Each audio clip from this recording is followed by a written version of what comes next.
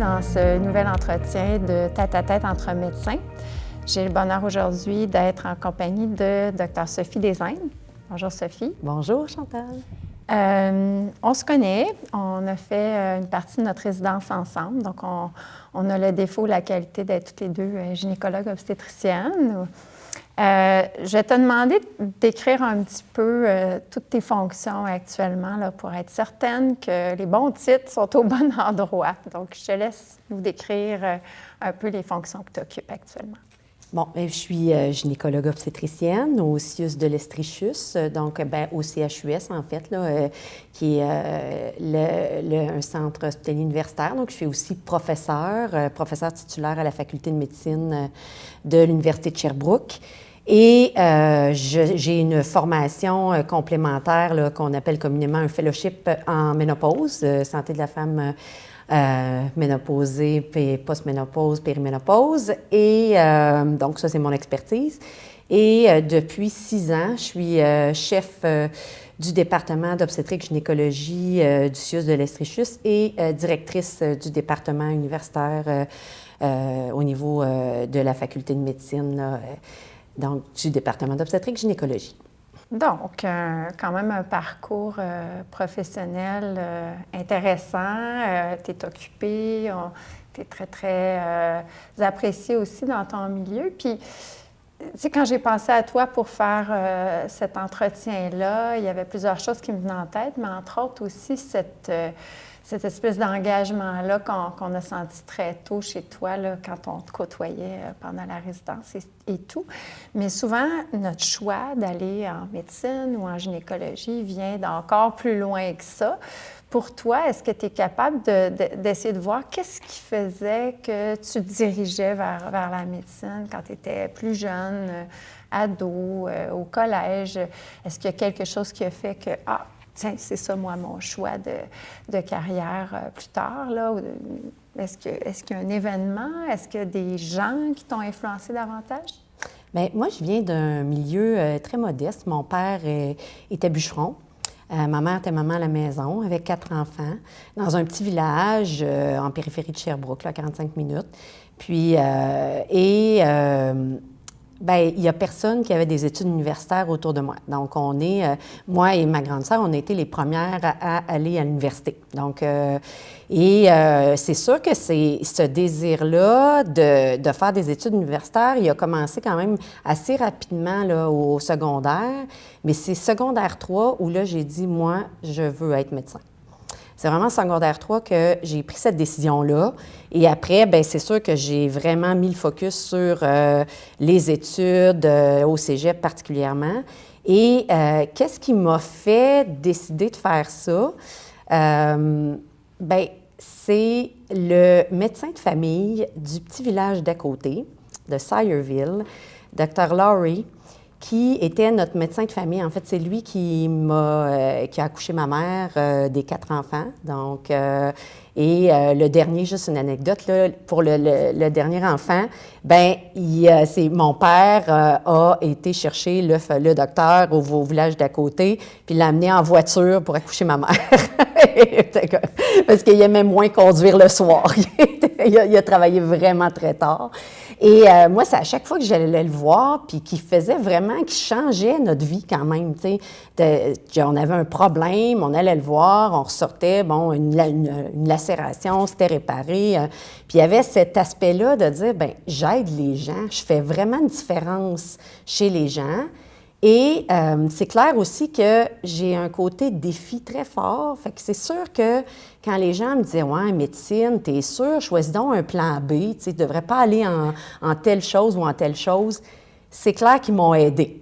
Parce que j'ai voulu encore plus aller en médecine en disant « Je vais vous prouver que je suis capable. » Donc ça, c'est le parcours. Puis, bien, à un moment donné, j'ai hésité avec l'enseignement, la médecine, et bien, je me suis retrouvée en milieu universitaire progressivement. En fait, comme mon modèle, c'est un médecin de famille, je suis rentrée en médecine en disant « Je vais être médecin de famille en région. » Et bien là, coup de foudre pour l'aspect plus chirurgical, surtout pour la gynéco-obstétrique. Et donc, parcours, une spécialité. Et là, finalement, où je m'installe, où je travaille, Bien, la carrière universitaire est arrivée en disant, bien, j'aime ça, moi, enseigner, j'aime ça, cet aspect-là. Et bien, le fellowship, et là, faire de l'enseignement au pair, tu sais, être encore un peu plus spécialisé, là, surspécialisé. Et après ça, est arrivé assez rapidement la gestion dans mon parcours. Donc, quand j'ai été recrutée, on m'a recrutée pour être éventuellement la directrice du programme de résidence. Et bien, rapidement, j'ai été la directrice du programme de résidence dès l'arrivée, en fait, parce que le directeur a eu un autre poste, a changé de poste. Alors, j'ai fait ça en arrivant. Après ça, j'ai été responsable de l'enseignement préclinique. J'ai été très impliquée dans la refonte du programme des études médicales. Et après, bien, est arrivé, on a un plan de pratique à Sherbrooke, donc j'étais la première présidente de la Société des médecins. Et est arrivé, bon, la chef de service, chef de département, et fait que c'est mon parcours. Fait que tu as défoncé certains plafonds de verre, comme on peut dire. Souvent, pour les femmes, ces postes-là de gestion sont quand même ardus. Souvent, on voit une sous-représentation des femmes dans les postes de gestion, encore en médecine aussi. Même si en gynécologie, il y a beaucoup de femmes depuis longtemps, il reste que quand même dans ces postes-là, tu dis, bon, j'ai été la première à certains endroits et tout. J'ai été la première chef de département de gynécologie obstétrique, la première femme. C'est sûr que là, ça a changé, tu sais, tout de suite. Quand moi, j'ai été recrutée, il y avait une majorité d'hommes. Il n'y avait que 2 femmes dans le département. Et là, on a renversé complètement la vapeur, là, ça, c'est clair. Mais quand même, j'ai été la première femme à ce poste-là, la première femme à la présidence de la Société des médecins. Fait que, ça aussi, c'est un motivateur. Puis je pense, sincèrement, il faut que les femmes prennent plus de place en gestion. C'est sain d'avoir des comités, des conseils exécutifs, des comités exécutifs, des conseils d'administration où il y a un mélange homme-femme. Et cet aspect-là, en fait, qui est arrivé un petit peu plus tard dans mon parcours, mais surtout quand je suis arrivée à la Société des médecins où je voyais le comité exécutif, il n'y avait pas de femmes. Il n'y avait pas de femmes. On était 2 sur 10. Et après, bien, là, j'ai fait, mais faut qu'on montre qu'on a notre place. Fait que j'ai quand même cet élément-là qui est apparu récemment, qui est essayer de donner l'exemple aux patients, aux femmes, qu'on est capable d'aller en gestion. On n'est pas moins outillés qu'un homme pour aller en gestion. On a juste un profil différent, puis on est toutes différentes entre nous, là. Mais je trouve qu'on a rapidement le sentiment d'imposteur par les femmes en gestion, les femmes médecins en gestion. Puis c'est pas vrai, tu sais, quand tu t'impliques, quand tu vois, puis là, tu dis, bien, tu sais, des fois, là, je suis la fille qui pose la question en disant, hey, j'ai pas compris ce concept-là dans un comité, puis en fait, je me rends bien compte que les hommes autour non plus. Okay? C'est juste moi qui le dis, tu sais. Fait que je me suis rendu compte qu'il y a un petit peu de frime, des fois, parmi d'autres gestionnaires, puis on est peut-être un peu moins frimeuse, entre guillemets, mais je pense qu'il y a cet élément-là de démontrer que c'est possible de le faire et qu'on est capable de le faire. Oui, puis tu parles du syndrome de l'imposteur, c'est très présent en médecine de toute façon, de façon générale, surtout effectivement chez les femmes. Et là, tu le transposes même dans ces postes de gestion-là. Ça relie aussi le sentiment de devoir être parfaite pour le rôle, là, le fameux perfectionnisme là, qu'on a beaucoup comme caractéristique, comme médecin, et surtout, encore une fois, un peu plus représenté encore chez les femmes.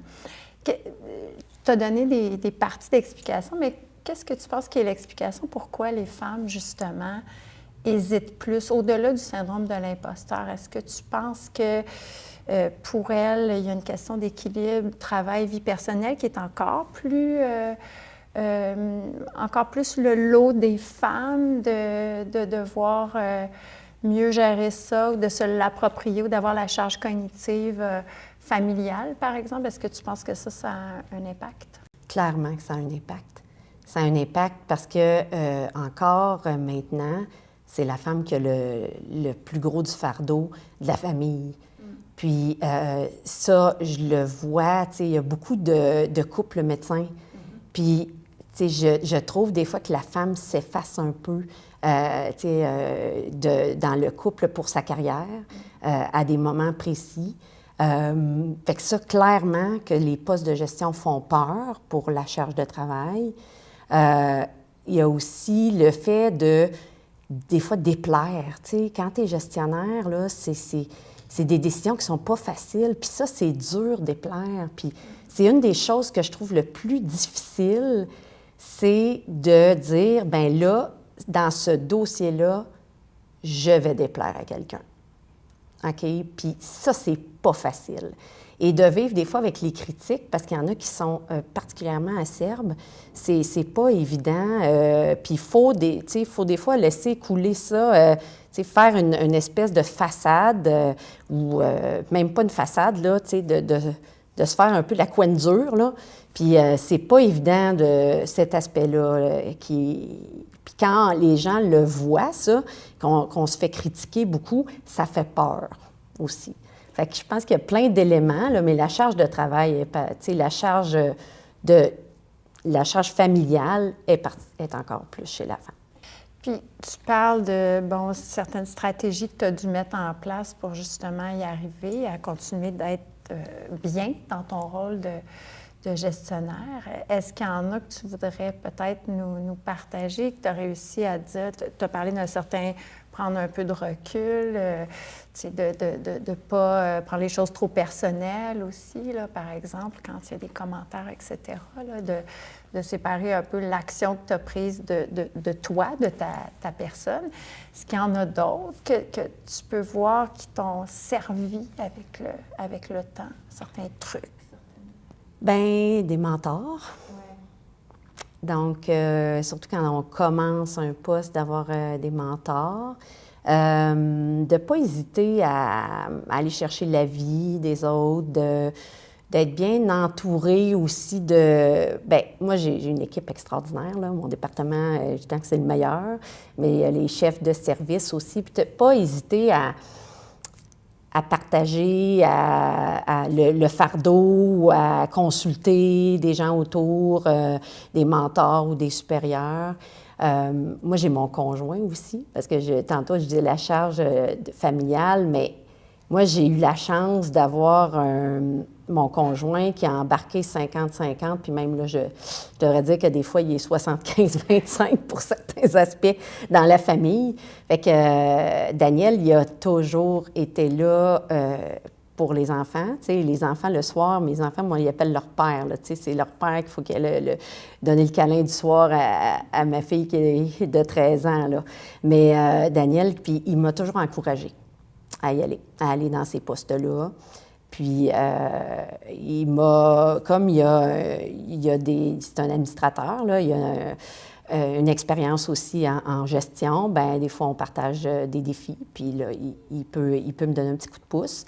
Mais d'aller chercher de la formation aussi en gestion, il y en existe quelques-unes, mais ça aide beaucoup à moins se sentir imposteur, des fois à mettre des mots sur des concepts, à nous aider, à prendre le temps de réfléchir. On n'a jamais le temps de réfléchir, puis on est toujours dans l'action. Des fois, c'est juste de se donner des moments pour dire là, j'ai pas de réunion, j'ai pas rien, soit je suis en formation, soit je fais une planification, un moment de réfléchir, là, ça, c'est vraiment important, puis on se le donne pas. Fait que ce serait mon conseil plusieurs petites perles là, que tu viens de nous donner, là, d'être organisé aussi, d'être bien entouré d'une bonne équipe avec qui tu travailles, mais entouré aussi à la maison. Puis une chose que tu as dite qui est vraiment importante puis qui ressort souvent quand on parle justement de bons gestionnaires, c'est d'être assez humble dans l'apprentissage puis dans son rôle, puis de ne pas hésiter à demander de l'aide ou à demander l'opinion de quelqu'un ou à discuter d'un sujet en amont avant de prendre une décision. Je pense que c'est des super bons points que tu viens de nous transmettre. Si on change un peu de registre, on regarde un peu dans ta carrière jusqu'à maintenant, si tu avais à nous décrire un moment duquel tu es particulièrement fière, que ce soit une relation avec une patiente ou que ce soit une relation avec un ou une collègue ou que ce soit en gestion? Est-ce qu'il y a un moment qui ressort beaucoup pour toi puis que tu te dis « Ah, ça, je suis vraiment fière de cet épisode-là, disons. » C'est difficile de mettre le doigt sur un moment. Il y a plusieurs éléments dont je suis fière et qui me nourrissent. Parce que c'est sûr qu'une job tu le sais, la pratique d'obstétrique gynéco, c'est pas une pratique facile. C'est la nuit, c'est les gardes, c'est des fois le stress. Et après, ben il y a l'enseignement qui vient des fois rajouter un peu de lourdeur, la gestion. Fait que moi, ce qui me nourrit, de quoi je suis le plus fière, c'est quand je vois les résidents terminer leur résidence. À chaque année, quand je les vois partir là, on vient de savoir qu'ils ont réussi leur examen, là, toutes les 5. Puis là, ils s'en vont, là. Puis là, tes vois, là, tu sais, j'ai une garde particulièrement occupée la semaine passée, puis j'étais de garde avec une R5, puis là, j'étais tellement fière, là, tu sais, c'est un peu tu sais, on les voit de partir de zéro à être gynécologue à la fin, c'est ça, à chaque année, on a une fierté qui est renouvelée, là, qui fait qu'on dit, ouais, c'est pour ça que je fais ça. Au niveau de la gestion, moi, ce qui me rend fière aussi, c'est de voir que là, j'ai mes 4 chefs de service, c'est des femmes. C'est pas juste ça, mais c'est qu'ils ont pris le travail. Puis, tu sais, j'ai pas eu besoin d'aller les chercher par la main et dire « j'ai besoin de toi ». Ils l'ont fait, tu sais. Puis là, il y a vraiment un développement de leur capacité en gestion. Puis ce côté de mentorat-là est particulièrement agréable. Fait que j'ai vraiment une fierté de les voir progresser comme gestionnaire. Et bien, les merci des patients, tu sais. Les merci des patients, c'est ma fille qui me dit il y a 2 semaines, « Bon, t'as encore eu un cadeau. Comment ça, t'as des cadeaux? » Je dis, ben là, c'est vraiment, ça fait partie des... Il y en a qui montrent leur gratitude comme ça, mais je dis, moi, j'ai souvent des merci. Puis ça, je pense que c'est quelque chose qui nourrit beaucoup. Et d'avoir la reconnaissance des patients, la reconnaissance aussi des apprenants. Donc, je ne suis pas capable de mettre un événement vraiment marquant qui ressort. Je pense que c'est une multitude de petits événements ou de petits succès qui viennent nourrir ça puis qui disent « Hey, malgré que des fois, c'est pas facile, malgré qu'on a des... Tu sais, la situation des hôpitaux n'est pas facile, bien, j'ai le goût de continuer. Puis je trouve ça important de continuer à m'impliquer. » Oui, parce que cette reconnaissance-là, quelquefois, elle est vue comme étant un peu asymétrique, c'est-à-dire, tu sais, au jour le jour, dans ton bureau, il y a de la reconnaissance avec les patients, avec les résidents. Mais quelquefois, tu sais, quand tu prends le journal puis tu lis sur la situation, ce qui est fait comme commentaire, hein, ça peut être décourageant, ça peut avoir même un effet de désengagement pour certains d'entre nous, certains médecins. Donc, de se ramener à ne pas oublier les commentaires effectivement plus positifs et la gratitude. Quelquefois, on suggère même de se faire une petite boîte, tu sais, que tu mets justement ces petites cartes-là, ces petites choses que tu reçois, puis dans les moments plus difficiles, tu les reprends, là, mais ça peut être intéressant. Ce que tu as dit par rapport à ton rôle, par rapport aux apprenants, ça m'a interpellée beaucoup.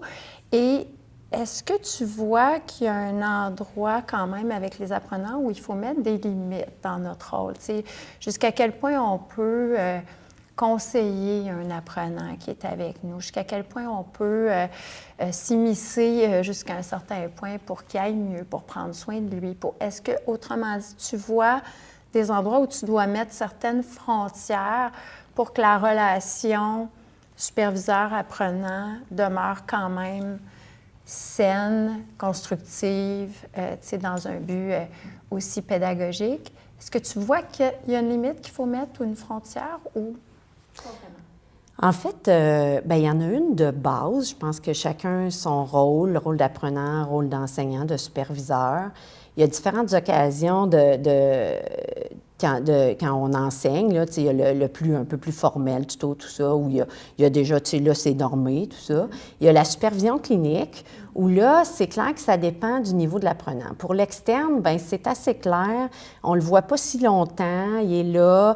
On a, une supervision clinique à faire. Il faut vraiment partir, puis de partir douiller, puis de voir, de s'assurer qu'on connaît bien les objectifs et la rétroaction à la fin. Fait que pour ça, moi, je vois, ça se fait naturellement.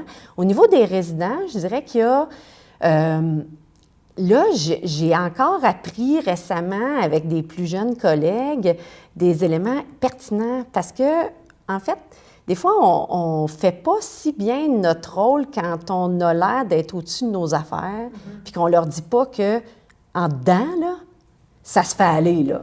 OK? Parce que si on est en sérienne et on a de la misère à le sortir, le bébé, on a l'air bien cool, bien relax. Moi, là, je fais mes affaires, tatati, finalement, il sort.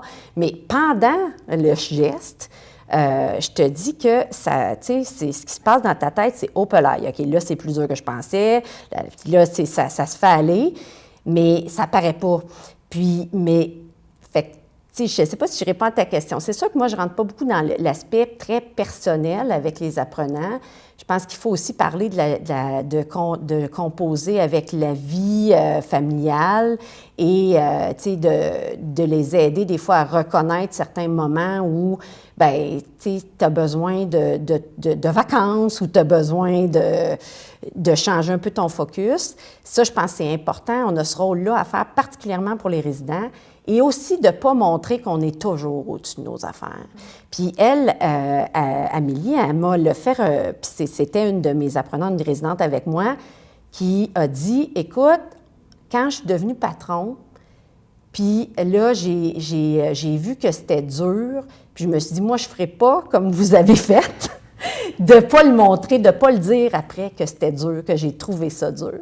Puis maintenant, quand on fait une situation très stressante, puis ce qui a très, très bien été, mais après, je verbalise que, oh, OK, à ce moment-là, je l'ai trouvé, je ne l'ai pas trouvé facile. Il a fallu que je me parle, puis là, tu sais, que je respire, puis là, après, l'autre geste, puis quand on a fait ça, ça m'a aidé, et je pense qu'il faut qu'on fasse ça.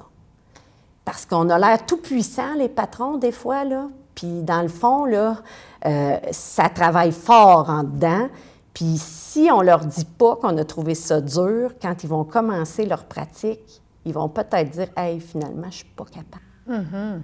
Bien, un certain partage de vulnérabilité, c'est de plus en plus recommandé, ne serait-ce que pour rendre plus humaines toutes les activités qu'on fait, parce qu'au bout du compte, c'est des humains qui font ces activités-là, puis il n'y a personne qui fait ça, comme tu le dis, un peu à un autre niveau. Ça peut avoir l'air de ça, mais en fait, ça ne l'est pas. Fait qu'un certain débrief après, au-delà de la technique, mais plus au niveau émotif aussi. Absolument. Puis ça, c'est des bonnes pratiques, effectivement. Puis surtout aussi dans les cas où émotivement, c'est difficile. Exactement. Puis ça, c'est important aussi parce que, tu sais, on reste avec après. Fait que c'est important de le débriefer et de dire « Hey, j'ai trouvé ça triste. J'ai trouvé ça dur. J'ai trouvé ça révoltant. » Puis ça, je pense que c'est nécessaire de le faire. On n'est pas des robots, puis on ne veut pas former des robots. Puis il faut les aider à vivre avec ça, après à composer avec ça, puis puis je trouve que on devient encore meilleur quand on arrive à le faire. Oui, tout à fait. Bien des bonnes références là-dessus, d'ailleurs. Entre autres, Brené Brown, là, qui en parle beaucoup de la vulnérabilité, là, des bons vidéos, livres, etc.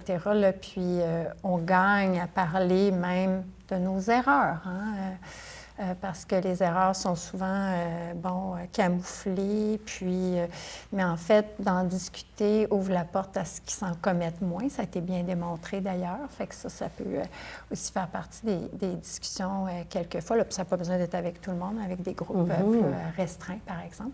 Absolument. Donc, très intéressant. Puis même comme gestionnaire, oui, on gagne à parler de nos erreurs. Tout à fait, entre gestionnaires ou avec même les membres de l'équipe parce que ça place les choses. C'est, ben si elle fait des erreurs, ça veut dire que moi aussi, si j'en fais, c'est correct, je peux le mentionner.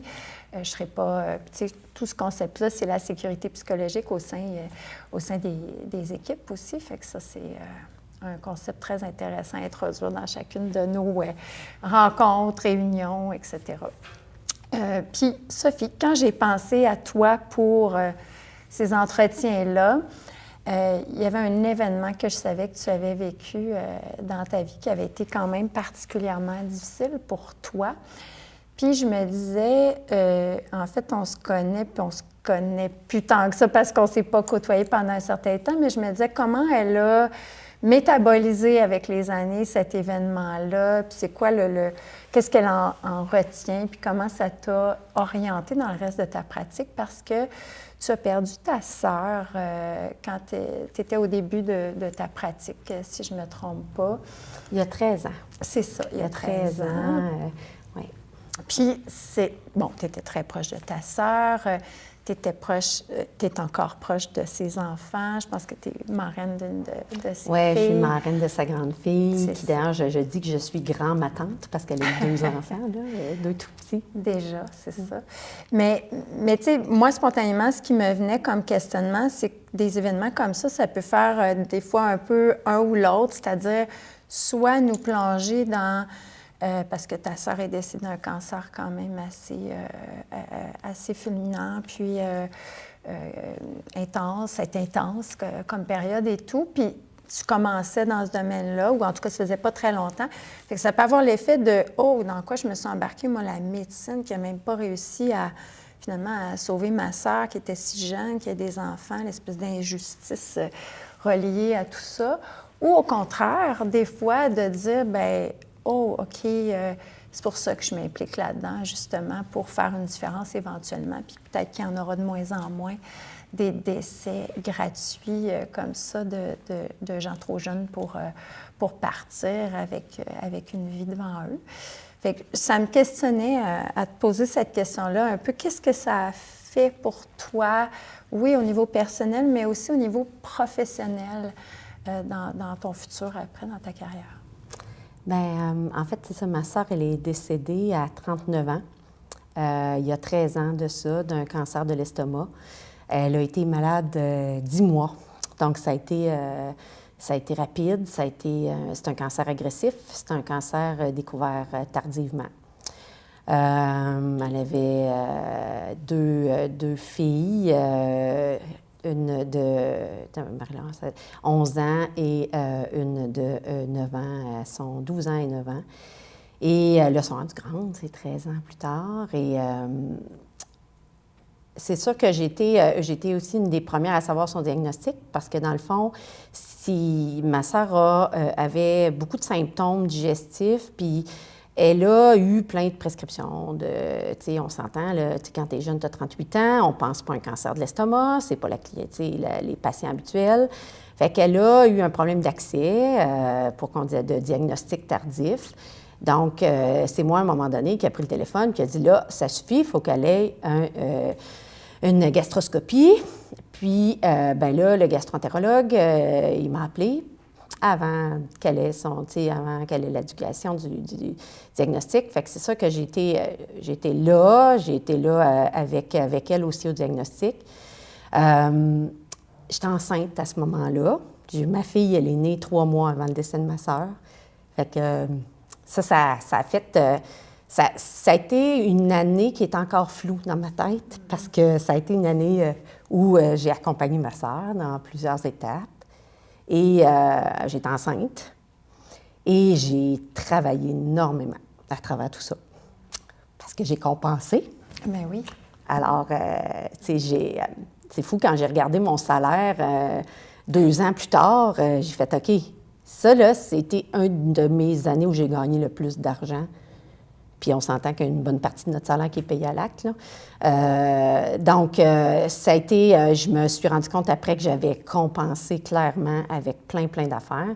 Juste pour dire qu'on construisait une maison à ce temps-là aussi, avec un petit garçon de 3 ans. Donc, tout ça pour dire que mon chum est vraiment extraordinaire. Mais après le décès de ma sœur, quand je suis retournée travailler après le congé de maternité, c'est là que je me suis rendu compte que j'avais beaucoup compensé, j'avais beaucoup pris soin des autres. Beaucoup ma famille, je suis très, très proche de ma famille. On était 4 enfants, donc il reste un frère, une petite sœur, plein de neveux, nièces, mes parents. Et après, j'ai perdu une après l'autre mes 2 grands-mères. Fait que puis tu sais, on a passé à travers tout ça. Puis j'ai vraiment pris soin des autres et je suis retournée travailler. Et là, ça m'a frappée d'en face parce qu'on a une clientèle. Moi, j'ai pas de clientèle oncologique, mais mes collègues en ont une. Fait que quand je suis retournée travailler puis que je faisais la tournée médicale la fin de semaine des patientes en onco, je voyais ma sœur dans le lit d'hôpital. Fait que là, c'est là que j'ai dit « Wow, tu as besoin d'aide ». Donc, heureusement, je suis allée chercher de l'aide. J'ai pris mon téléphone, j'ai appelé le PAMQ, j'ai eu un médecin de famille, j'en avais pas. J'ai consulté une psychologue qui m'a vraiment aidée à faire mon deuil, en fait, qui n'est jamais fini, qui fait juste changer, qui fait juste devenir moins difficile. Mais et ça, je pense que c'est majeur, là. On n'est pas capable, tu sais, c'est difficile de dire « je vais parler de mes difficultés avec mon entourage ». Pour moi, c'est extrêmement difficile parce que j'ai toujours été celle qui va beaucoup plus prendre soin. Tu sais, je suis germaine, là, tu sais, je gère, là, tu sais, je gère, tu sais, on est 2 à la maison, mais j'ai vraiment une tendance à gérer un petit peu plus, là. C'est moi le casse-blanc, là, tu sais, j'ai quand même ce côté-là. Et, c'était difficile de dire, là, je parle, puis je suis vulnérable, puis j'ai besoin, tu sais, puis je veux le faire. Fait que là, ça, grâce à le conseil du médecin, je suis allée voir un psychologue, ça m'a vraiment aidée. Et ça m'a aussi aidée à revenir à mon travail, pourquoi je le fais, de comprendre que j'ai compensé avec mon travail. Ça, je ne le savais pas qu'on faisait ça. Je l'ai appris et là, ça m'aide parce que là, je fais « OK, je suis en train de compenser » ou je vois un collègue, il faut faire attention, là. Mm-hmm. Parce que là, tu le vois, là, quand ça prend des gardes, quand ça prend ci, puis que ça ne va pas bien à la maison, là. Fait que ça m'a aidé à aussi reconnaître cet élément-là chez mon équipe. Puis après, ce qui m'a fâchée le plus dans cet élément-là, c'est pas tant la maladie de ma sœur. Oui, c'est révoltant, mais c'est le retard de diagnostic. Donc, l'accès aux soins, la pertinence des soins. Fait que ça, je dirais que c'est après quelques mois, années où c'est arrivé, je pense que c'est vraiment cet élément-là d'accès aux soins, de voir le bon patient au bon moment, pas, tu sais, le soin non pertinent, le surdiagnostic, non, quand ils ont vraiment besoin d'être vus, les tests pertinents fait que ça, l'accès aux soins, c'est vraiment quelque chose de majeur. Et la pertinence et aussi tout l'aspect entourant la fin de vie. Ma sœur est décédée chez elle. Elle a été très bien prise en charge après le diagnostic. Elle ne voulait pas mourir dans un lit d'hôpital, puis perdre toute son autonomie et tout. Puis, c'est ça qu'elle a vécu. Elle est partie chez elle, dans sa belle maison qu'elle aimait. Et ça, c'est un élément qui est aussi important pour moi. Je trouve que des fois qu'on a arrêté de comprendre que le fait qu'on vient au monde fait qu'on va mourir, puis comment on va mourir, puis comment on va accompagner les gens là-dedans, puis comment il faut s'arrêter parfois. Et, c'est ça. Fait que cet élément-là, il est encore très frais pour moi parce que je vois des fois qu'on s'acharne, qu'on fait des soins non pertinents, puis qu'on ne prend pas le temps d'à la place aider les gens et la famille à prendre une décision qui va beaucoup plus respecter la fin de vie et la dignité, dans le fond. Fait que ça, c'est ça qui me motive, puis qui m'a motivée à continuer, puis à m'impliquer en gestion hospitalière, parce que j'avoue que j'ai un faible pour la gestion universitaire, mais cet élément-là a fait l'accès aux soins, les trajectoires de soins, la pertinence des soins, puis l'équité aussi, parce qu'il reste quand même des inéquités au niveau de la santé des femmes, là. Ça, c'est clair. Puis, 20 ans de carrière, puis je le vois encore. Puis, ça me fâche, mais ça me motive aussi. Fait que j'essaie de faire attention à la colère, qui est des fois malsaine, la rendre un peu plus vers la mobilisation et tout ça, mais c'est pas évident toujours, par exemple. Mais ça, c'est ça qui me motive à m'impliquer, puis à fêter les petits succès. Quand on réussit à améliorer des trajectoires, à rendre les soins, il faut y revenir. Hein? Il faut revenir à ces succès, dire « OK, j'ai réussi ça, ça, ça. J'ai eu plein d'autres affaires qui n'ont pas marché, mais je continue. » Oui, puis, bien, tu sais, tu as mentionné l'accès aux soins, c'est devenu comme, tu sais, un motivateur pour toi, les soins de fin de vie. C'est des domaines, effectivement, où il y a énormément de questionnements, de réflexions à faire actuellement. En tout cas, c'est d'actualité, ça, on le sait. Puis, je vois vraiment ta résilience, là, tu sais, que tu as été capable de prendre ça, puis de dire, bien, comment moi, je peux continuer dans ce domaine-là, en me servant, entre guillemets, de cet épisode-là pour en faire quelque chose d'autre aussi au sein de ma vie professionnelle. Puis je sais que tu t'es impliquée aussi au niveau de la vie personnelle aussi de tes nièces et tout. Fait que ça, il y a eu un autre volet aussi de ce côté-là. Puis tu as mentionné plein d'autres choses inspirantes à travers tout ça. Tu sais, as partagé quand même certaines vulnérabilités que tu as eues aussi, puis que tu as demandé de l'aide. Hein? Souvent, on hésite comme médecin à demander de l'aide. Donc, tu le partages, c'est tout à ton honneur de le dire. Ça déstigmatise ces besoins-là. Ça va dans la même veine que ce que tu disais tout à l'heure par rapport aux apprenants, de ne pas se montrer invincible, etc. Là, mais de dire, ça peut arriver, j'ai mis les genoux par terre, puis j'ai demandé de l'aide, puis je me sens mieux après, puis je progresse davantage. Qu'est-ce qui te donne de l'espoir dans notre système de santé actuel quand même? Tu as mentionné certaines choses, je pourrais en faire un résumé, mais je vais plus te laisser le dire. Qu'est-ce qui te garde quand même dans ça pour encore les prochaines années, puis qui te donne quand même de l'espoir de poursuivre? Bien, c'est la relève. C'est de voir... ces collègues extraordinaires-là, parce qu'on en a recruté beaucoup. Tu sais, quand on a fait notre résidence, là, c'était un petit département. Il y avait quoi, 10 patrons? Peut-être. On est rendu 22, 4 services. Mais on a recruté beaucoup dans les dernières années, à chaque année, en fait, puis presque.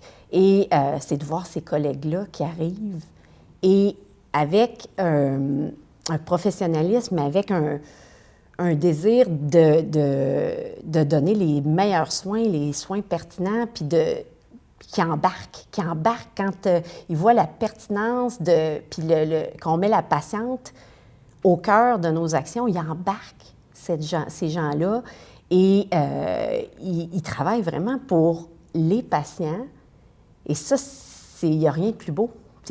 C'est ça qui fait que je continue, même si ça ne va pas bien. Puis on en parlait avant qu'on commence le tournage, des défis qu'on a au niveau du manque de personnel, au niveau des fois des cibles qui sont souvent irréalistes, là, qu'on entend dans les médias par le ministère de la Santé. On est vraiment... c'est pas facile, le système de santé actuellement. Des fois, les patients qui sont très, très demandants aussi, heureusement, c'est pas si souvent, mais ça arrive, puis il y a des pratiques où ça arrive plus que d'autres. Mais moi, c'est la relève qui fait que ça me motive. Je peux pas, dire, OK, je leur laisse tout le travail, là, Ça, c'est extrêmement motivant. Et une chose que je dis souvent aux résidents qui finissent, tu sais, ils nous demandent à un moment donné, il y en a une qui avait commencé à nous dire, bien, donnez-nous un conseil. Tu sais, à chaque patron, on fait un souper à la fin de résidence. C'est quoi votre conseil? Et puis là, je le donne à chaque année depuis, parce qu'on a continué, on en a fait une tradition. Bien, c'est toujours se rappeler pourquoi on a choisi ce qu'on fait. Puis ça, moi, je me le rappelle. Pourquoi tu as choisi ça? C'est pour soigner des patients. C'est pour aider des patients. C'est pour ça que tu as choisi ça. C'est pas pour avoir un bon salaire, pour t'acheter la dernière voiture, pour faire ci. C'est pour aider des patients et rester humble. Tu as parlé de l'humilité tantôt. Et ça, c'est vraiment important. Puis c'est ce que je leur dis, rester humble. Reconnaître que c'est pas parfait, reconnaître des erreurs, parler de tes erreurs. Okay? Et toujours être, tu sais, puis faire attention aussi parce que faut se pardonner ces erreurs-là des fois, hein? Et il faut apprendre. Fait qu'il faut mettre, oui, tu sais, on reconnaît nos erreurs, mais qu'est-ce que je retiens de ça? Puis ça, c'est super important, cette auto-réflexion-là qui doit être là tout le temps, puis qu'il faut... Puis, parce que là, il faut pas reconnaître ses erreurs, mais il ne faut pas se vautrer dans les erreurs et il faut se les pardonner aussi, ces erreurs-là, et faire, bon, qu'est-ce que je fais différemment? Pourquoi c'est arrivé? Et après ça, ça nous aide. Ça nous aide à mettre en action si c'est des choses personnelles, c'est notre vie personnelle qui ne va pas bien, puis que je n'étais pas toute là. Mais si tu es capable de le reconnaître, bien, ça va t'aider à le corriger ou en tout cas à éviter que ça revienne une autre fois dans une situation similaire. Oui, une culture d'apprentissage, hein, c'est un peu ça sur quoi tu nous laisses. Donc, je te remercie, Sophie, pour cet entretien-là. Je pense que tu es effectivement un modèle pour les apprenants avec qui tu travailles, pour tes patientes, pour tes collègues. Tu as su tracer un certain chemin. Si ils acceptent de prendre des postes de gestion, c'est sans doute parce que tu as défriché le terrain un petit peu avant elle, en tout cas au moins en partie. Donc, je te dis merci en leur nom, puis au nom de tes futures patientes aussi. Donc, merci d'avoir été avec nous aujourd'hui. Merci beaucoup. Merci.